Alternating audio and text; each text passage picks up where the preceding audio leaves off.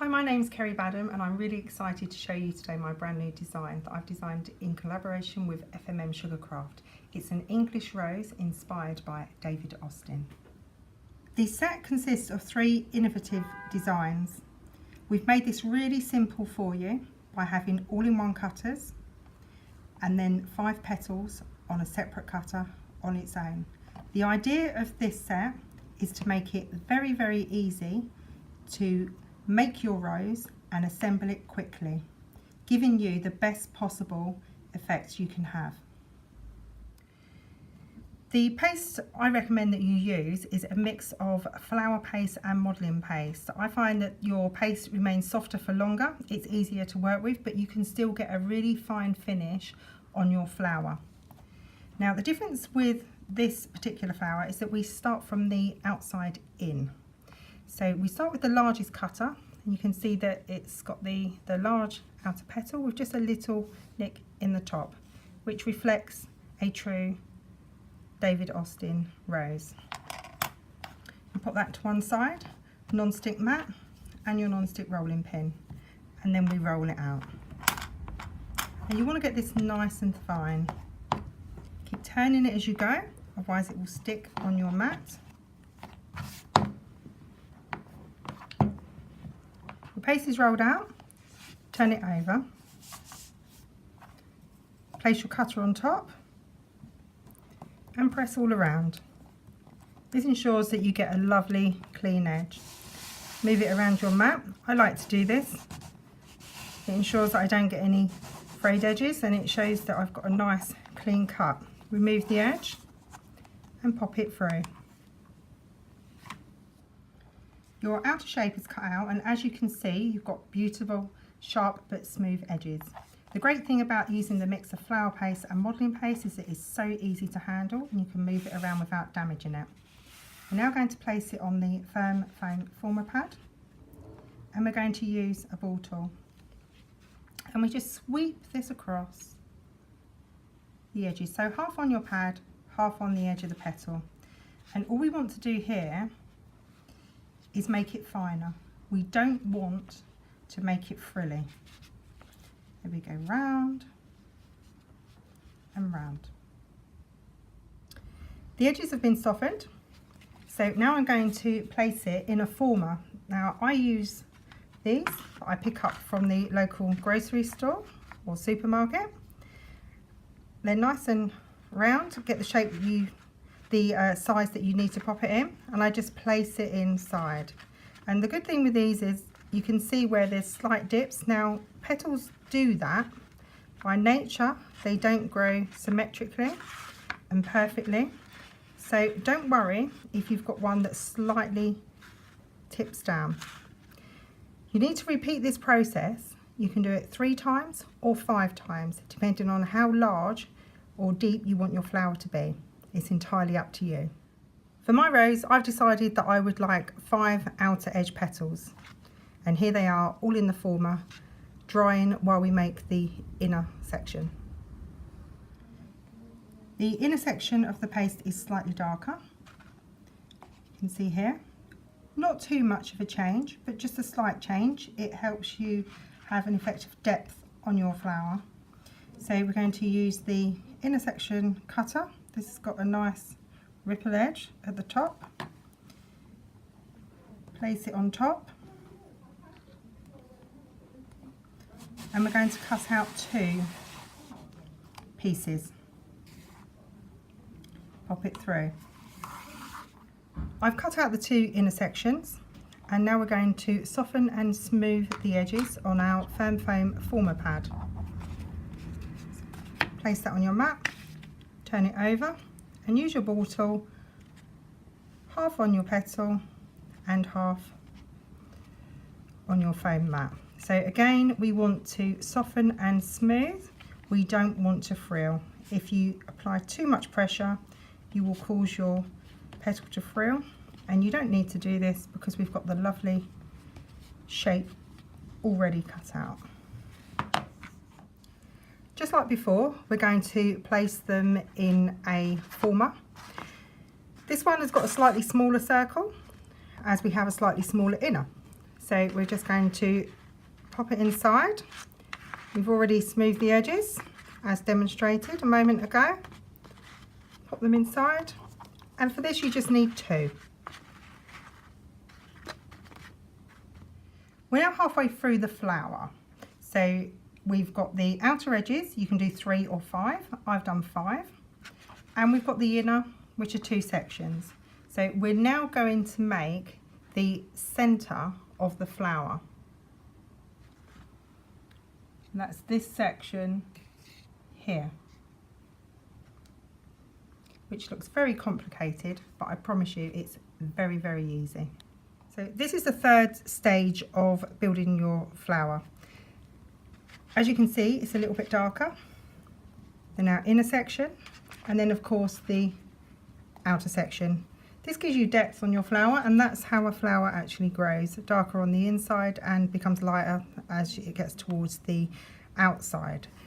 So we're going to again place this on top,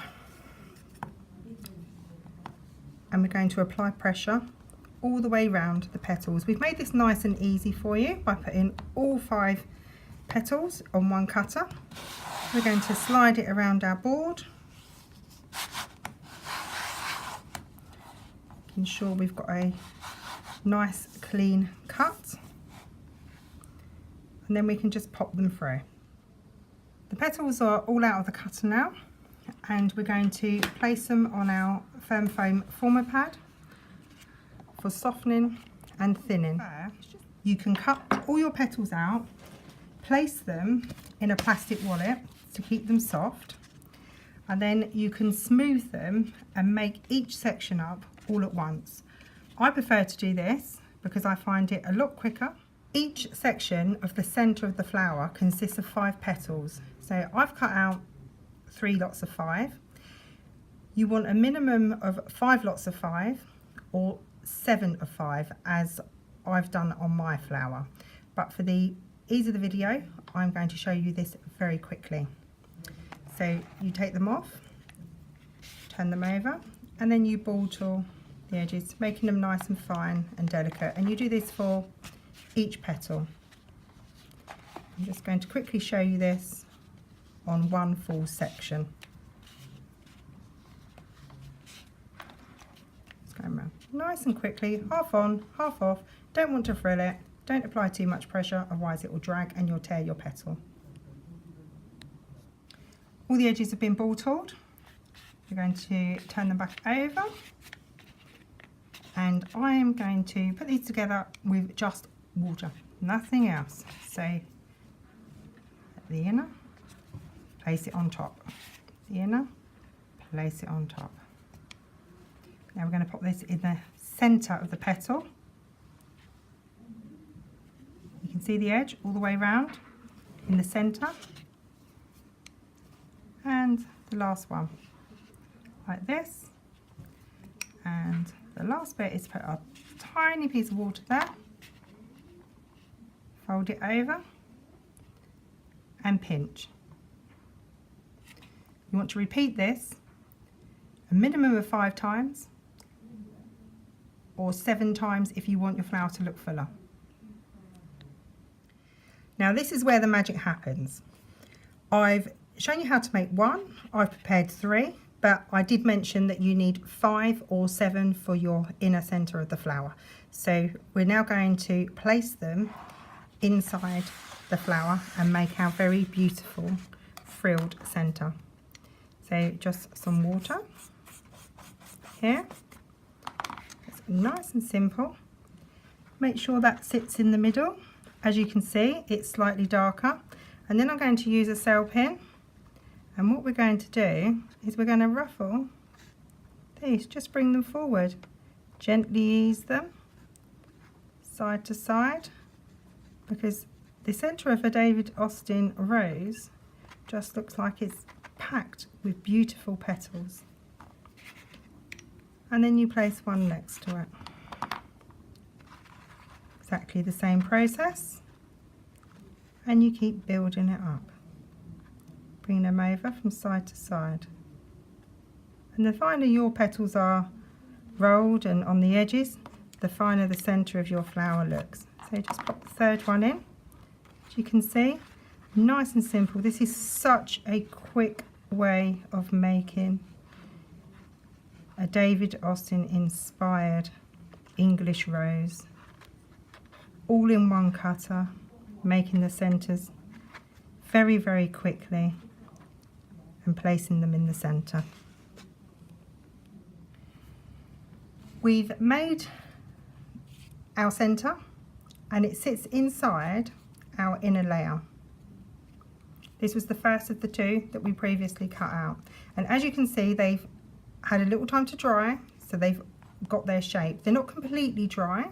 We're still able to manipulate the petals to sit where we want. If they're completely dry, they go quite brittle and they can easily break. Here's our outer layers, and as you can see, they've got a lovely shape too, but you can still move them. And you can have 3 or 5. I've done 5 for the purpose of the video.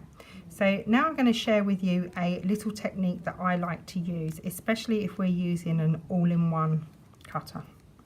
So you can either do this with small pieces of paste, or you can just use a cutter, which is what I've done. I've cut out a small section, keeps everything the same size and nice and neat. So what I will do is roll out my paste, and this is using the Essential Shapes tablet. Place it on top, and I will cut out some circles, one to sit between each of the layers. So I'm going to place one of these in the centre, and this gives us a little bit of depth between the petals, just so they don't sit completely flat on top of each other. So I'm going to place that on, and we need to make sure, see, that's the first layer, so we need to make sure that this petal is going to sit between the petals, and that's the first layer on. So you want to place it in here while we do the next. So nice and quickly, get up, place it on top, remembering to go between the petals again. Okay, so as I said, you can have 3 or you can have 5 layers. So the next one, between the petals here, and just keep going. As you can see on our flower, this looks a little bit darker in the centre, and we've got the stamens. So I'm now going to show you how to make your flower look even more real than it already does. This, I would say, is the only technical part to making this David Austin rose. So when creating the David Austin rose, the cutter for it, I decided that I wanted it to look like it was in full bloom. So I would say that this is at about day 5 of the flower as it opens up, because the David Austin rose starts quite closed in, and as each day progresses, the flower opens and the petals start to fall away at the back, and this is where you get to see this beautiful effect in the centre. But in the centre of the David Austin rose, it also has some stamens, and these sections will be just slightly darker. So I'm going to show you how we do that by using some paper stamens, some powder for dusting. I've got some tape to secure them together. I have a yellow edible pen, not that you're going to eat the paper stamens anyway, and these are just some scissors to trim it and a flat brush to apply the dust. The final part of the rose is now making the stamens. So I've kept this really simple, paper stamens. It's a yellow edible pen, nice and easy, and I literally just colour them in. No messing around with powders and glues and backwards and forwards between pots and standing them on the side. Just keep it simple. Also, you don't run the risk of the powder dropping off and landing all over the centre of your flower. We're going to just dust the petals. This creates depth and texture. So just use a flat brush, an edible dust, and I like to dab it off in the lid, or you can do it on some paper towel, it's up to you.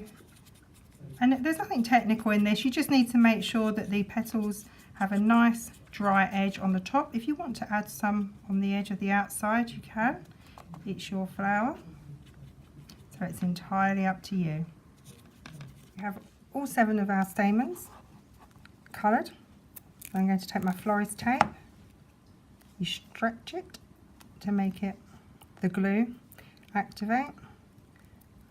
I'm just going to place this round the wires.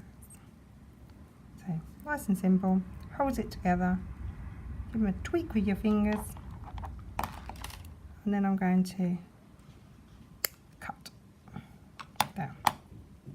We're just going to attach this to the centre, so I'm just going to pop in a little bit of paste, and you can also pop some around the stem. Keeps it all the same colour. I've used the white tape so you can't really see it anyway, but it's just that extra little finishing touch. Side, some water to stay, and then just spread the stamen out. And then what I would do is I would leave this to dry in the former. So here's our cake that I made to demonstrate. As you can see, we've used a rose leaf cutter. This is actually the FMM one, and they look lovely placed on the cake. We've also used the drip, which is very on trend at the moment. This is another product developed by FMM, which I will be demonstrating in a separate video, which you can search on our channel. And here is the David Austin Rose attached to the cake. I've attached it with royal icing. You can put in a cocktail stick in the back and of the flower and place it into the cake. You'd need to do that very carefully, but if you attach royal icing and hold your flower there until it's set, it does dry very, very hard and it is very secure. So you can see it moving down the cake. We have the third one at the bottom, again demonstrating it with the leaves around it and the drip coming around the side.